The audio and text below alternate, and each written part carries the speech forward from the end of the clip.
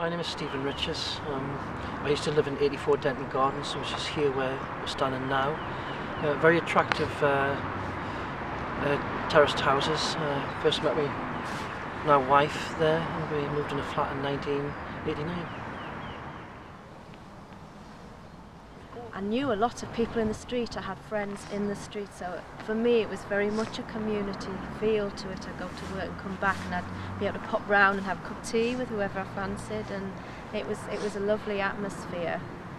So later, when the council said there wasn't a community here, it was like a slap in the face, to be honest. I remember clearly in 1999 having a brochure thrown through the door, through the letterbox, and I looked at this brochure and it looked absolutely fantastic, and it said that 20,000 new homes were going to be built here in the west end of Newcastle, including new transport links, possibly even a tram system. I mean, there's a fantastic conceptual model in the brochure. And then I started to read the words, and they said that 6,000 homes in the west end will be knocked down, bulldozed. And then I thought, well, that's me, that's my house, that's everybody around me, that's everybody I know. And I'm thinking, I wonder if anybody else is interested in looking at this. And of course the Residents Association had got together to challenge what was called Going for Growth, which was the City Council's redevelopment plan for the whole of the west of Newcastle and in fact the east as well. And we were invited to meetings, and what we saw at those meetings were really glossy boards which they showed what the area would look like under redevelopment. But I remember when residents and activists, you know, in their local area who've been here for years, I remember when they asked questions, very specific ones and detailed ones, they couldn't answer the questions about when, where this would happen. Would we still be living here? They couldn't answer that. And that was seemed to be very uncomfortable when we asked those kind of questions. It was the thing that everybody talked about on the street, about the homes, you know. In fact, it seemed to galvanise people together more strongly because this issue hanging over our heads was going on, and we were very uncertain about Going for Growth. We could see the brand new Going for Growth vans pass by.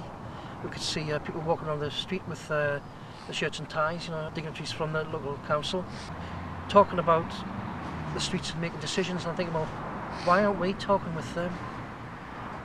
There was also an environmental services assessment carried out on every single property, and they had given us a report back saying that the value of the property ranged from about £500 to £1,500 maximum for compensation. So you could lose your home and get the maximum £1,500, and we were up in arms. We were really angry with that.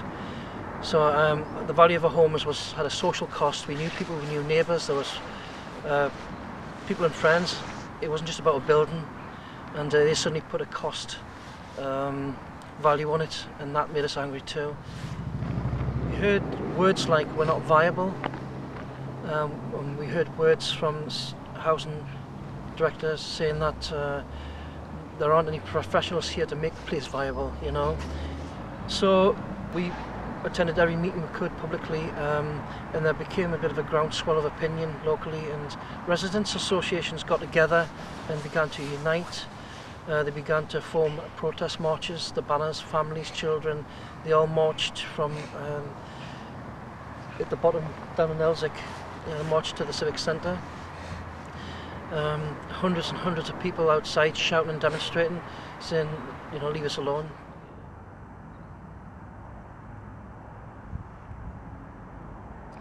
They actually announced in the press the final decision that we were going to be demolished. That's how we all found out, which I thought was a particularly cruel way of doing it. We'd heard rumours for a number of years that there was going to be demolition, but we'd been working with, we'd even drawn up models of what the area could be like, and the councillors had come to open days and had a look at them and said that, you know, that was a possibility. And then, without being consulted as a residents committee or told individually, there was this big announcement in the newspapers that no, that wasn't going to happen. We were going to lose our houses. And I remember ringing up the council and trying to talk to them about it, and they insisted on referring to my house as a plot of land. They would not say in the conversation that it was a house, And I kept saying, but it's my home, and they kept saying it's a plot of land. And I came off that very, very upset. Just found out I was pregnant at the time, and the whole idea of losing my home at that point made me feel very, very vulnerable. It was horrible. One of the things Stephen and I did, we were both youth workers at the time for a local church.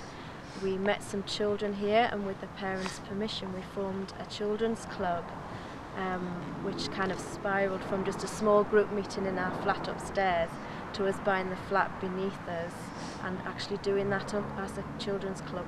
And that was extremely popular. We soon outgrew ourselves in a way, and we ran that for about 15 years in the area. When we were offered compensation because we own the kids club, it did make it complicated, and it meant that we were actually one of the last to leave the street, and as soon as people started leaving, the vandals moved in, there were fires regularly. There was a point when things got so bad and we'd asked the police for a community beat officer to get involved.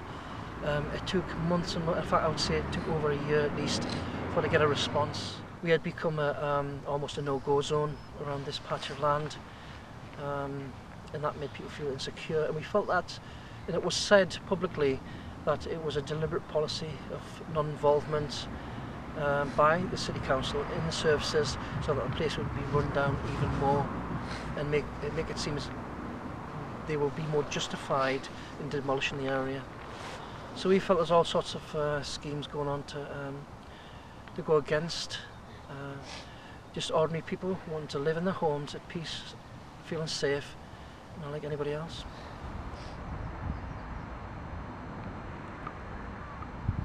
The whole issue about this area had achieved media profile nationally as well as locally. Lots of people involved, people outside of this area had got interested. Different professors had made their comments about the need for a good, sound, carefully planned redevelopment schemes, because a lot of other areas outside of Newcastle, other towns, are going to face a similar thing. We thought that there are a lot of lessons to be learned for other local authorities. We finally got to move in January 2004, so the whole process obviously took an awful long time. We still haven't resolved the compensation for the house we had here. It's still going on.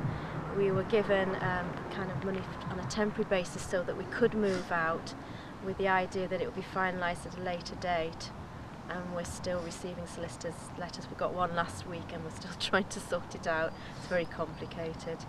We'd actually come back with the boys every now and again to look at the plot, as it was by then, and it was very distressing, particularly when it was still up, and every time you come it would be in a worse condition. Eventually we heard that the street was going to be demolished in our house, and Steve and the boys came back to watch it, but I couldn't face it. I chickened out, and it did upset me when I came and it had gone, because as you can see today, nothing's happened. I don't know what this area is going to be. The rumours are that they're not going to touch this particular area, and you just wonder why they had to take a home away. Yeah, for nothing really.